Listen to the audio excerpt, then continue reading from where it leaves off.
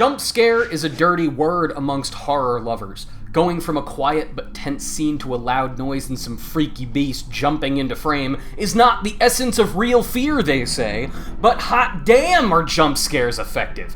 An adrenal jolt that can render even the cheapest fright instantly unforgettable. Video game horror's best and brightest thrive on lurking dread, but even the swankiest scary game can have a high-quality jump scare. Here are 8 of the best, the most effective, and scariest jump scares in video game history. Alien Isolation, being caught by the Xenomorph.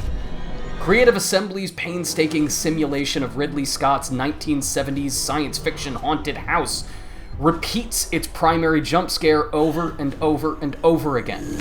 When you're walking down the hall, when you're cowering inside a locker, or when you're wondering where that quick shadow in the distance disappeared to, it happens. A 9.5-foot tall monster reaches out and grabs you with sudden and horrible intent. It never, ever gets less scary.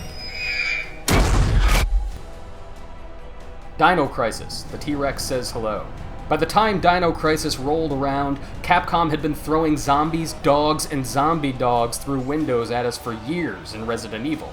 So we thought we'd be immune to its Jurassic Park-infused take on survival horror. But when you're running low on health, and an enormous T-Rex head rips open the entire building rather than just the window, it is startling, to say the least.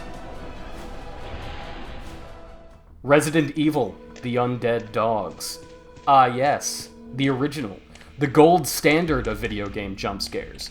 Shortly after starting Resident Evil 1, you'll find yourself walking down a well-lit, cozy hallway. It looks like a small-town museum, some pleasant converted home space commemorating that one time the president came to town. Then a Doberman Pinscher with half its face rotting off explodes through the window and tries to eat you. This is the literal face of video game jump scares. Outlast, the Burned Man. While Red Barrel's first-person urban horror show does indeed contain a scene where a naked doctor chases you with a rusty hacksaw, it's really more of a game about oppressive atmosphere and endurance while you feel like you're going nuts. Still, it is hiding one instant shock, and that jump is born of a low-key buildup. After putting out a blazing fire in the cafeteria, a burnt dude literally jumps out at you, gives you a quick squeeze, then runs away. An unexpected hug from a crazed burn victim is enough to shake anyone. Dead Space 2, The Stalkers. Dead Space 2 is not the fear machine its predecessor was. The shift to a more dialogue-heavy story removed the lonely terror that made the jump scares in the original so effective, even though the monsters themselves looked ridiculous. Encounters with the skittish, softly hooting stalkers, however, is scarier than anything else in the entire series. When you first meet them, deep in the heart of a church belonging to the cult at the center of Dead Space's scary stories, you only catch fleeting glimpses of them as they dart around the room. Then, when you hear one rushing at you from behind, the shock of trying to turn and shoot back only to get knocked down and gnawed on is almost too much to recover from. BioShock, Dandy Dental. It doesn't matter if you floss daily down in Rapture, because eventually you'll still have to get that 6-month cleaning, and the dentist, that horrible, horrible dentist, is still waiting for you.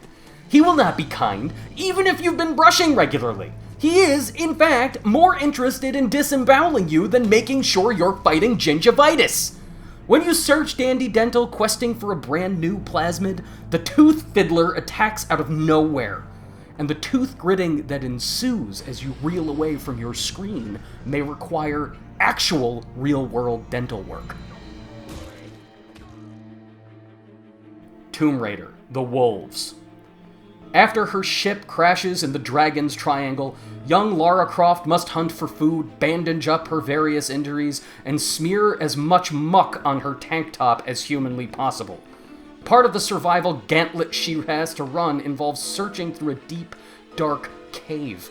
The depth and darkness are unsettling enough when coupled with the pursuit of deranged cultists who have already taken Laura's friends hostage. It doesn't need anything extra. The sudden, jarring appearance of slavering wolves that call the cave home put it over the top. You know they're coming eventually. You can hear their horrid off-screen growls, but it doesn't prepare you for when they actually appear. Silent Hill 4, The Room. The Hospital Head. No one likes Hospital Silent Hill.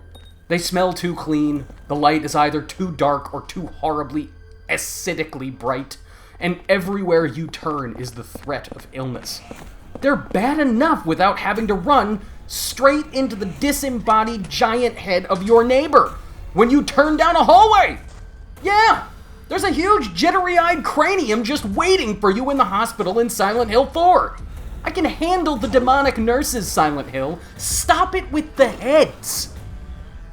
If you dig this video and want more precisely like it, follow GamesRadar at youtube.com/GamesRadar.